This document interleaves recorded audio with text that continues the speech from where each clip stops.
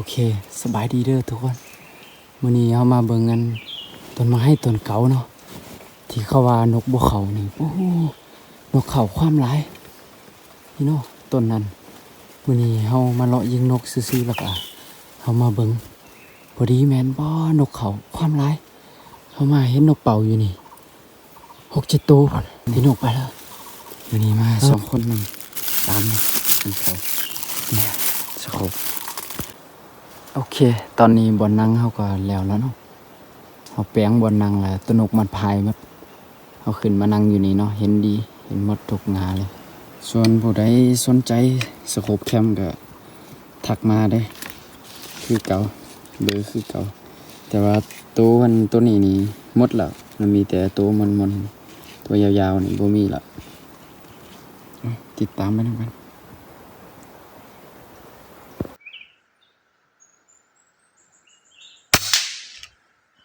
เรียบร้อย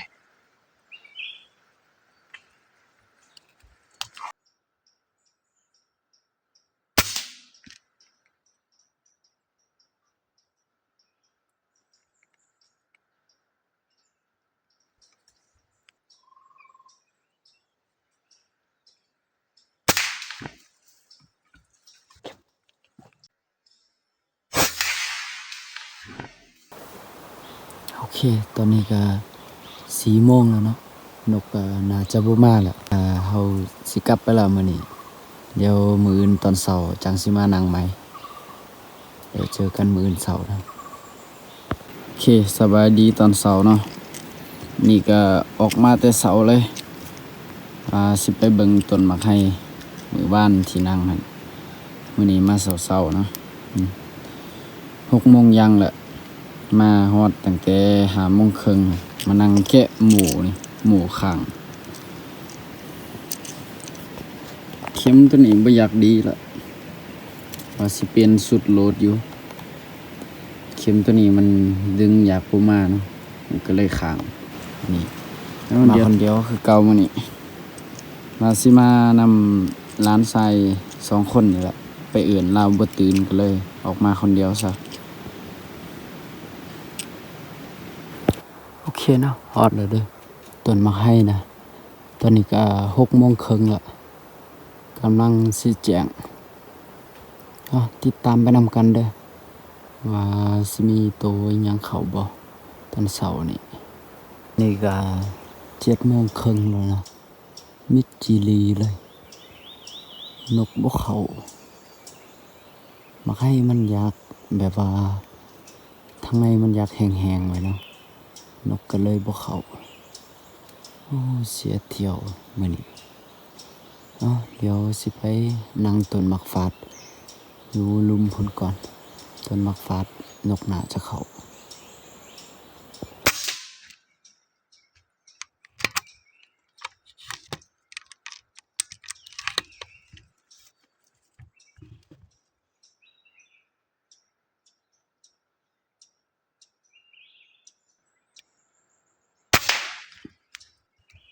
เรียบร้อย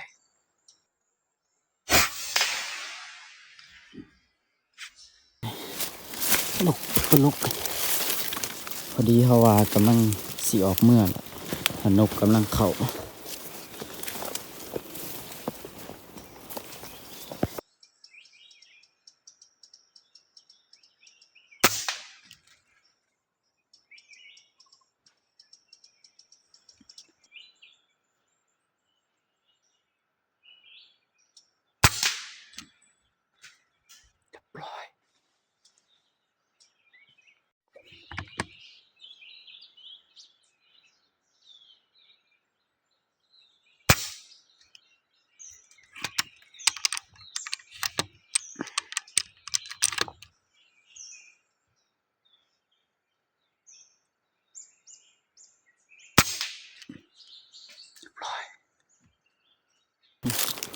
นกน้อยนกเขียวหน่อย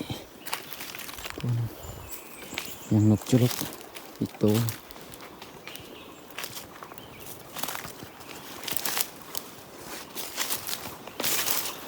อาจจะตกแถวนี้แหละ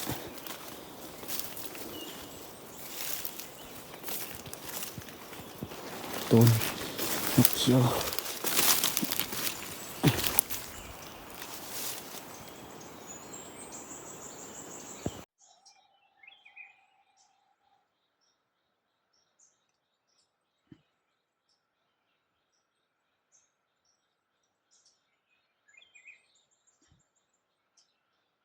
นกเขียวกินหมากฟาด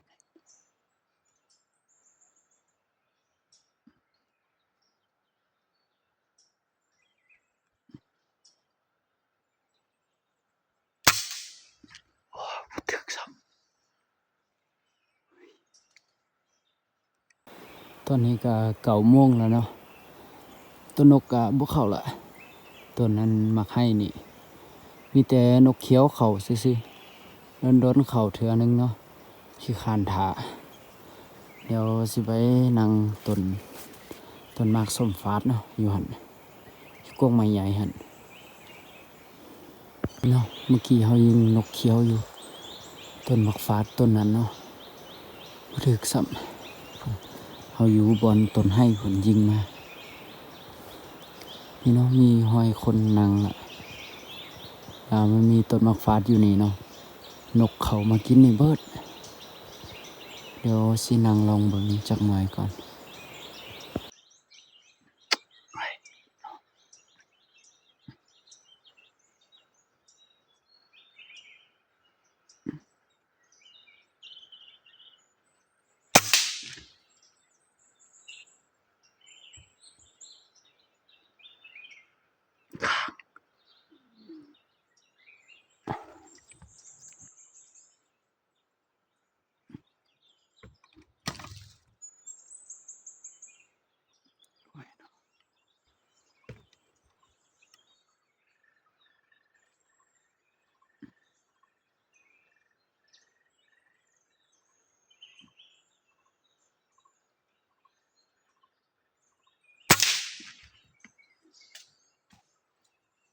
ร้อย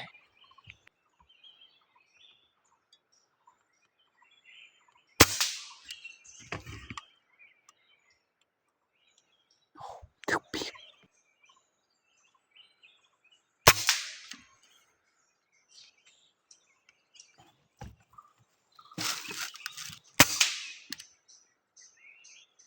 เอ้าบ่ถึกว่ะโอ้ย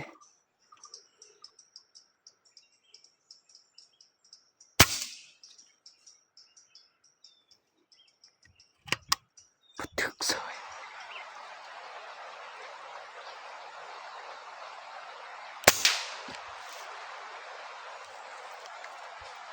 ร้อย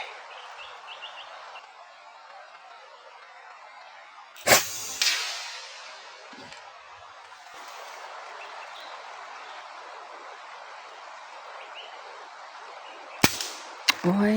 โดดก่อนหันเนาะต้นมะไข่นกกับเขาอยู่หั่นเห็นโตหนึ่งอะจับอยู่ปลายเดี๋ยวไปเลาะเก็บนกกันต้นมะฝาดก่อนแล้วก็จังสิกลับไปต้นไห้ย่างไปย่างมา2 ต้นนี่แหละเนาะมื้อนี้สอกเก็บนกก่อนปะไว้โดนละสิเสียตัวหนึ่งมันตกมาผีนกขมิ้นอ่อย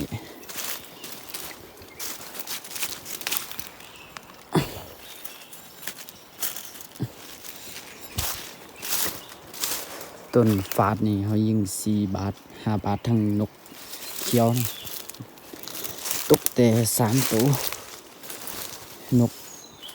ควักตัวหนึ่งละแมนเอา3 บาทปุ่นจังตกมุนมดแล้วบ่จักไปเบิ่งก่อนจะตกแถวนี้แหละ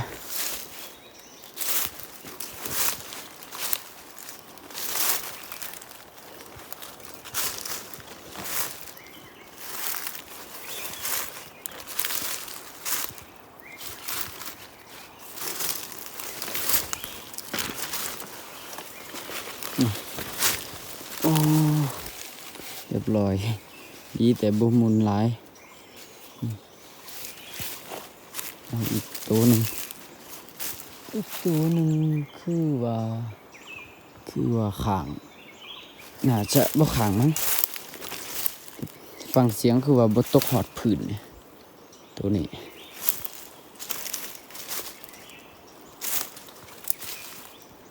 ตกมาบนนี่แหละ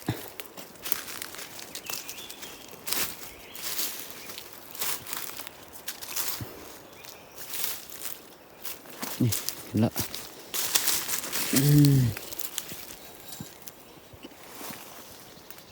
อันเนาะต้นให้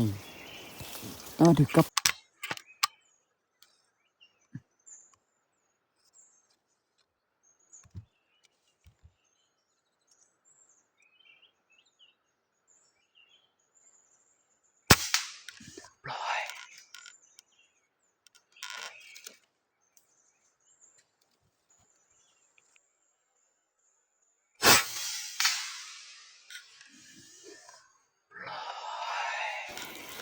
เก็บตัว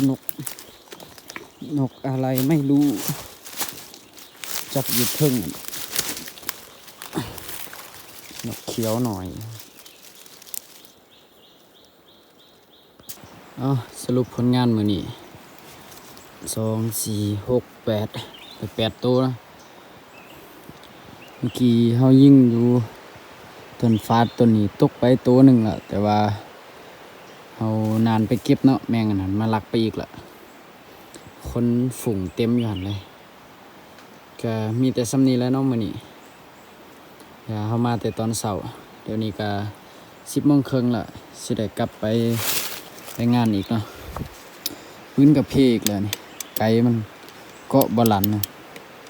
ยิงกับบ่ถึกนะมันแบบเกาะตอนนึงแล้วมันหลันตอนนึงมีแต่ว่าเจอกันคลิปหน้าคลิปนี้ก็ซ้ำนี้ละ